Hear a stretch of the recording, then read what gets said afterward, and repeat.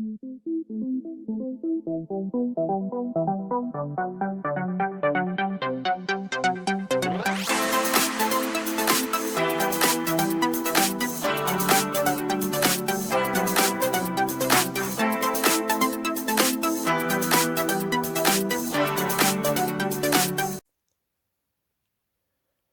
bonjour aux lecteurs de notre chaîne YouTube et aux membres du forum de rcmac.com. Aujourd'hui, nous allons faire l'ouverture de la boîte et la présentation du CRX, mais version RTR. Alors pour ceux qui suivent régulièrement nos vidéos et qui sont sur le forum de rcmac.com, vous avez pu voir qu'on a déjà, il y a quelque temps, présenté en détail et fait l'essai aussi du CRX version kit, donc voiture à monter. Et c'est aussi un montage que je vous fais actuellement en photo sur le forum, hein. Dessus, vous aurez toutes les photos en gros plan, les astuces, tous les petits détails. Et là, Hobbytech donc a sorti cette version RTR. J'en profite pour remercier iModel qui m'a fourni la voiture pour faire cet essai et modélisme34.fr qui m'a fourni la voiture qui va permettre de faire la comparaison entre le modèle RTR et le modèle kit à monter. Donc on peut voir un des avantages du RTR, c'est que la carrosserie, elle est livrée déjà décorée. Alors ça c'est un plus, mais par contre tout le monde aura la même carrosserie. Alors donc il n'y a pas possibilité qu'on se distinguer, enfin d'avoir quelque chose d'un peu différent des autres. Mais par contre elle est assez réussie comme on va le voir. Et notamment on n'a pas aussi à se préoccuper du montage, qui est pourtant assez simple hein, sur cette voiture. Alors au niveau tarif, on peut dire qu'un CRX normal, hein, en kit, ça vaut 260 € à peu près. Et là-dessus, il faut rajouter la radio, la batterie, le chargeur, les pots de peinture, hein, les bombes, c'est pas rien. Il faut rajouter un cerveau, le contrôleur. Tandis que là, bon, tout pour 100 € de plus, hein, parce que le RTR, ça vaut dans les 360 €. Donc pour 100 € de plus, là, tout est fait. Donc bien sûr, si on calcule, ça reste quand même assez intéressant, même si bien sûr on n'a pas le choix du matériel. Alors on va regarder sur les côtés de la boîte, qui sont toujours, où il y a beaucoup d'explications sur les voitures de la marque Hobbytech. Alors sur l'autre face de la boîte, on retrouve encore une vue de la voiture, hein. Bon, je sais pas ce que vous en pensez, moi je trouve ça, la carrosserie, elle est quand même, c'est une des plus réussies. Surtout que le tarif, il reste quand même mesuré. Et on retrouve les caractéristiques, hein, comme la fameuse boîte de vitesse, deux vitesses, hein. Il y a une vitesse lente, une vitesse longue. Les ponts avec les coupes métalliques entièrement sur roulement. Le moteur Connect 55 tours. Les excellents pneus Klimber. Alors, c'est des pneus qui sont très recherchés, hein.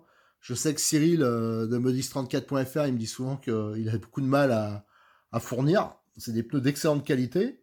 On peut voir qu'il est fourni avec un cerveau 21 kg. La radio Connect habituelle, mais ici en version 3 voies, hein, pour commander bien sûr la boîte de vitesse. Et un contrôleur spécifique pour crawler. Alors sur une autre face, on retrouve les principales caractéristiques en anglais, français et allemand, ainsi qu'une vue de la voiture en action. Et sur une autre face, on a carrément le dessin de la voiture, avec toutes les dimensions. Alors on peut voir que c'est un empattement long, hein, 324 mm. Donc c'est châssis long et une vue de face et un rappel des caractéristiques et avec les petits logos habituels qu'on retrouve sur les boîtes de CRX. Et ici, le rappel que c'est une conception et développement en France. Et bien sûr, la fabrication, par contre, elle est asiatique. On peut voir ici, c'est chinois. Allez, maintenant, on va ouvrir la boîte et voir ce qu'il y a à l'intérieur. Donc là, j'ai déballé le contenu de la boîte. Donc on retrouve le CRX en version RTR avec sa décoration un peu militaire, donc qui est prêt à être utilisé. Alors ça, je vais le détailler dans l'épisode d'après. On retrouve la notice. Alors c'est pas la même que la version en kit. Alors ça, c'est pas un problème. Alors on voit qu'il y a l'éclaté, hein, comme ça vous avez toutes les références, tout ça. Mais par contre, après, c'est surtout des explications, notamment pour le réglage du contrôleur, pour le chargeur. Voilà, ces explications techniques qui sont dessus, c'est en français. Alors pour retrouver toutes les explications de montage, quand vous voulez faire l'entretien, c'est pas un problème. Toute la notice, elle est disponible sur le sujet sur rcmac.com. Comme ça, quand vous faites l'entretien, si vous avez un problème, vous allez voir le sujet, vous avez toutes les photos pour voilà. Donc même pour les débutants, je pense que ce sera pas problématique de faire l'entretien. On retrouve aussi la planche d'autocollant. Donc comme ça permet de le décorer. On voit les petites étoiles pour faire style camion militaire. On a des autocollants CRX, Obitech, plaque d'immatriculation. Un bon point, c'est qu'ils ont mis, comme sur le kit, ils ont laissé quand même le petit kit outillage. Alors c'est bien parce qu'il y a un peu de graisse, du frein filet, la fameuse petite clé croix, qui sert pour plein de choses, démontage des roues, des pièces d'amortisseur, et aussi trois petites clés BTR. Alors comme d'habitude, pour les débutants, je vous conseille d'acheter une bonne clé, notamment le 1034, il propose plein de clés pas chères, mais qui sont de très bonne qualité, ça évitera d'abîmer les têtes de vis. Après, dans cette version RTR, on retrouve un AQ 1700 Lyon. Donc l'avantage, c'est qu'il a déjà le mérite d'être présent, il doit être très léger, mais bien sûr par la suite vous pourrez mettre d'autres types d'AQ, des AQ un peu plus standards. Un chargeur de type USB, je crois qu'il fait 1 ampère. Là on a les jerrycans qui sont à monter, les supports ils sont déjà sur la voiture, comme on peut le voir, ça se monte sur le côté. Et nous avons les deux rétroviseurs aussi qui sont à monter. On peut voir les emplacements là, les trous. Voilà, je pense que c'était pour pas les abîmer ou les perdre dans la boîte. Par exemple, si on compare à la version à monter, le schnorkel, enfin toutes ces choses-là, ça par contre c'est déjà installé. Et on retrouve les trois sangles de fixation de la batterie. Alors comme bien sûr c'est prévu pour des batteries beaucoup plus grosses, celle-ci elle risque de nager un peu au début, mais je pense que quand les gens ils évoluent après, ils ont tendance à mettre des batteries un peu plus standards. Et on retrouve la radio, alors habituelle sur les kits Obitech, la Connect KT3S, et là en version plus je pense, parce que il y a, bon bien sûr les réglages habituels d'une radio 2 voix, mais là c'est une 3 voix, et là il y a un interrupteur qui est fixé au-dessus, c'est la troisième voix qui sert à commander, ça on va le vérifier, la vitesse courte et la vitesse longue. Voilà, maintenant on va enlever la carrosserie, on va détailler un peu la voiture. Alors pour présenter plus en détail la voiture, normalement on devait être deux, je devais être avec Cyril de Modélisme 34 qui devait me filmer, mais malheureusement avec les problèmes de coronavirus et les mesures de confinement, que nous on respecte, il n'est pas là, il peut pas être là. Par contre j'avais récupéré sa voiture avant, qui est là, donc ça va permettre de faire un petit comparatif entre la version kit et la version RTR. Alors j'ai commencé déjà à parler un peu du tarif. C'est vrai que si on a un budget qui est limité et pas trop le temps, c'est vrai que la version RTR elle est intéressante parce que si on sur la version à monter, on rajoute tout ce qui est radio, cerveau, le variateur, ça peut monter quand même plus haut parce que c'est vrai qu'on a plus de choix. Alors si on est tenté à prendre du matériel un peu plus haut de gamme, ça va vite grimper. Tandis qu'avec le RTR, ils ont bien contenu le prix. Alors, niveau look, on peut voir quand même, c'est assez sympa. On peut quand même le faire évoluer. Il y a des autocollants. On peut quand même un peu personnaliser. Mais pour ceux qui veulent vraiment des carrosseries un peu flashy, il faudra absolument se tourner vers la version kit. Alors, cette version kit, que pour les habitués, elle a été présentée, déballée sur YouTube. On a fait aussi des vidéos tests. C'est une voiture qui tourne régulièrement dans le coin. Ceux qui sont à Agde, Béziers, Narbonne, ils ont sûrement eu l'occasion de l'avoir roulée.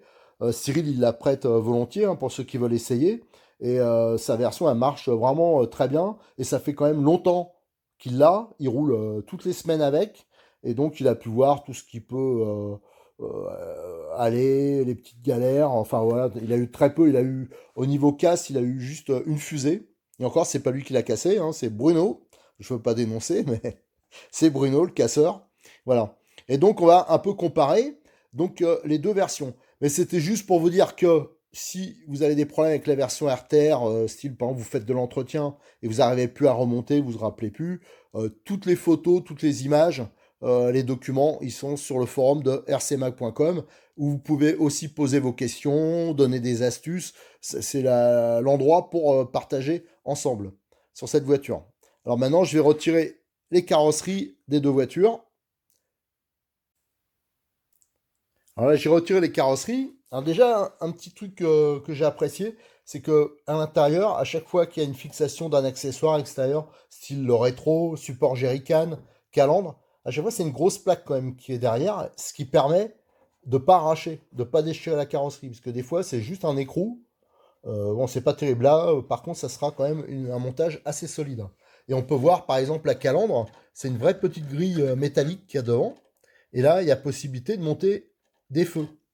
Chose qu'a fait Cyril sur sa voiture. On peut voir, ici, il a monté des LED. Voilà, vous avez 4 LED à l'avant. Et vous avez des LED à l'arrière aussi.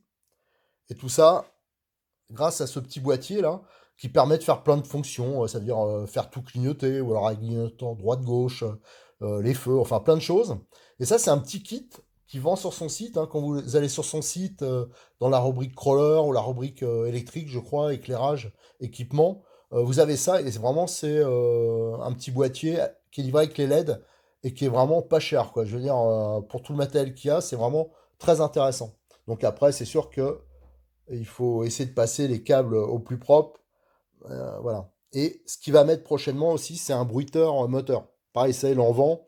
J'en ai présenté déjà sur RC Mag, hein, la version 2 enceintes. Et normalement, sur le sien, elle a prévu de mettre la version 1 enceinte. Il a déjà des clients qui l'ont fait. Franchement, c'est vraiment réaliste. C'est vraiment un gros plus. Surtout que là aussi, c'est pas très cher. Voilà. Au niveau carrosserie aussi, on peut mettre ce type d'accessoires. Des jerrycans qui sont un peu différents. Extincteurs. Ici, vous avez le petit bouton qui sert à actionner justement ce système d'éclairage. Alors, je crois qu'à chaque fois qu'on appuie, ça fait une fonction un peu différente. Alors, première chose que j'ai fait avec les deux voitures, c'est je les ai pesées. Alors, j'ai pris la version donc sans sa carrosserie, mais quand même avec sa petite batterie. Et la version RTR fait 2,352 kg sans la carrosserie. Et j'ai pris la version de Cyril, hein, qui, elle, roule depuis longtemps, qui a eu quelques petites modifs, des petites choses en plus. Et elle a fait quand même 3 kg 593 grammes. Voilà, 590, hein, la balance, ça change un peu. Voilà, 3 grammes près. Alors, c'est quoi qui fait? Parce que là, on a quand même 1 kg 2 d'écart. Hein. Donc, c'est pas rien. Alors, ce qui fait la différence, c'est surtout déjà les jantes. Hein, là, c'est des jantes en acier. Il a gardé les mêmes pneus hein, qui sont excellents hein, sur cette voiture. Donc les jantes, c'est celles-ci. C'est des jantes déjà qui pèsent assez lourd, qui sont entièrement métalliques. Donc ça permet d'améliorer le franchissement. Hein, ça leste bien au niveau des roues. Et aussi, il a pas mal de lest qu'il a placé. On peut voir c'est propre le montage au niveau du pare-choc avant. Donc je sais pas combien il y a de grammes. Donc ça pareil, hein, le but c'est d'alourdir l'avant pour améliorer le franchissement. Et donc bien sûr la différence aussi c'est qu'il y a une batterie de taille standard. Donc déjà ça fait aussi bien 150 grammes facile, voire 200 grammes de plus. Voilà. Donc une fois que vous avez déballé, il vous restera juste à mettre les sangles hein, sur le support, la batterie. Voilà, le reste est fait, il n'y a plus qu'à mettre les piles et c'est parti. Donc on peut voir au niveau conception, hein, c'est une conception assez moderne, hein, genre comme il se fait sur les dernières versions de crawler.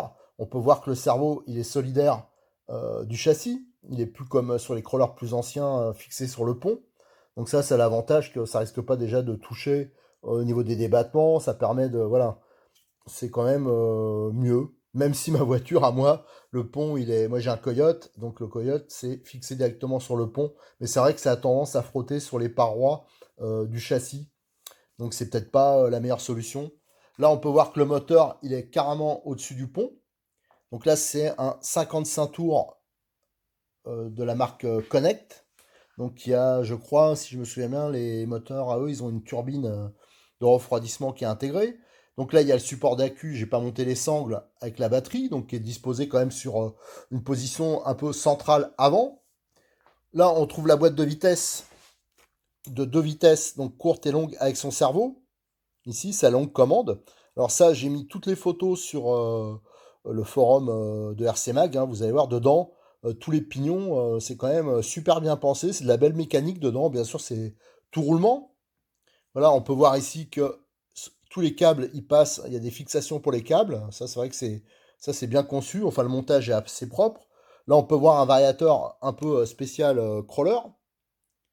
Donc, je pense que ça doit être de l'origine Hobby-Wing. Je sais pas exactement, mais son look, il paraît habituel. Donc, ça doit être du fiable, sans problème. On peut voir que les amortisseurs, comme la version kit, ils sont entièrement métalliques.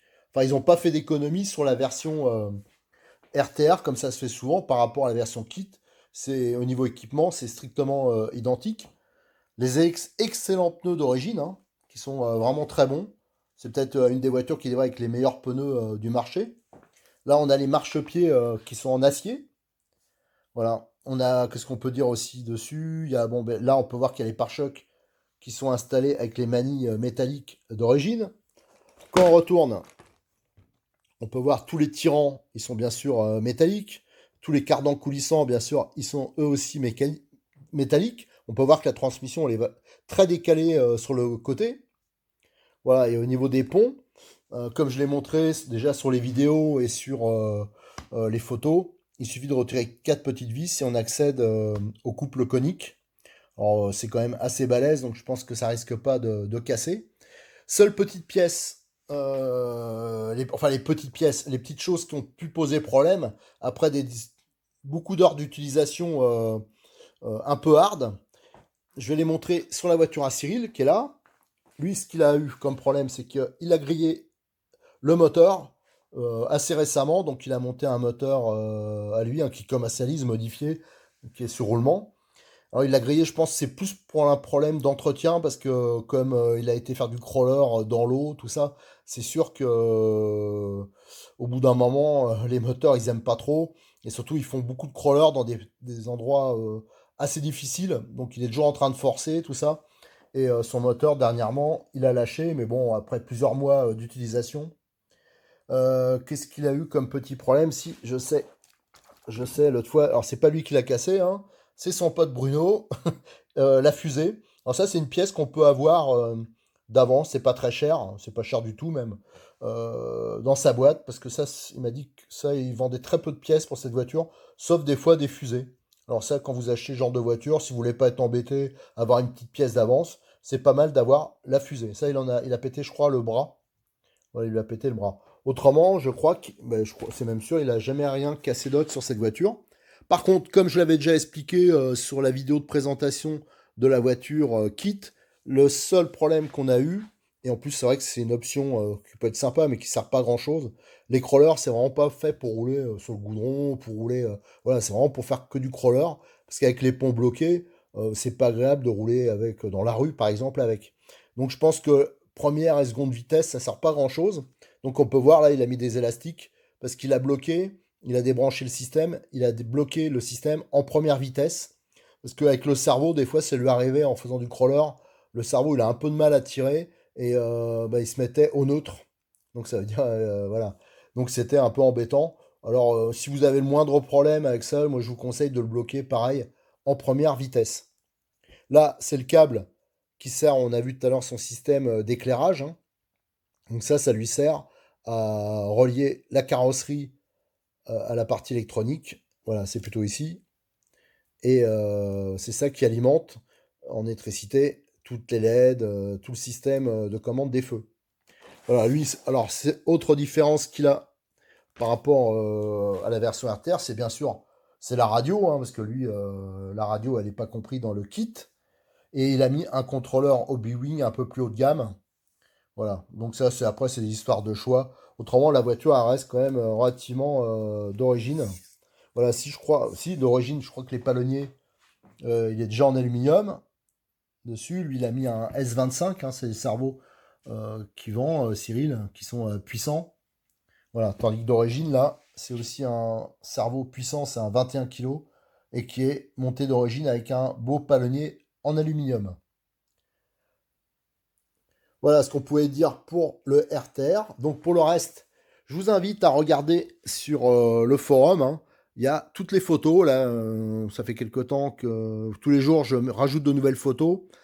Il m'en reste quelques-unes encore à traiter, mais bon, bien sûr, maintenant, on va avoir le temps, hein, vu qu'on est bloqué à la maison.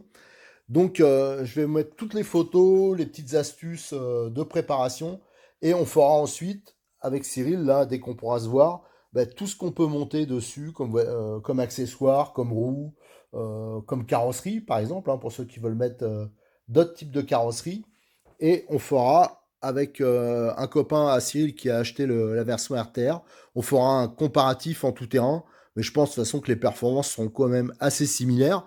Ce qui va changer, c'est bien sûr le lestage des roues, le poids, qui bien sûr va améliorer euh, ses capacités de franchissement. Mais ça, après, vous pourrez facilement évoluer. Mais pour le budget d'origine du RTR, hein, c'est vraiment quand même, ça reste quand même une voiture très intéressante en prise, excusez-moi, par rapport à des voitures qui sont peut-être plus à la mode, mais qui ne marchent pas mieux et auprès desquelles on ne trouve pas aussi facilement les pièces détachées. Ça aussi, il faut le préciser, Cyril de Modix 34, il a toutes les pièces détachées disponibles pour cette voiture, et ça, c'est important. Voilà, je vous remercie, je vous donne rendez-vous prochainement, donc toujours sur RC Mag pour voir les photos, les autres vidéos qu'on a fait pour cette voiture, et sur notre chaîne YouTube pour suivre dès qu'on pourra sortir les aventures de cette voiture. Merci.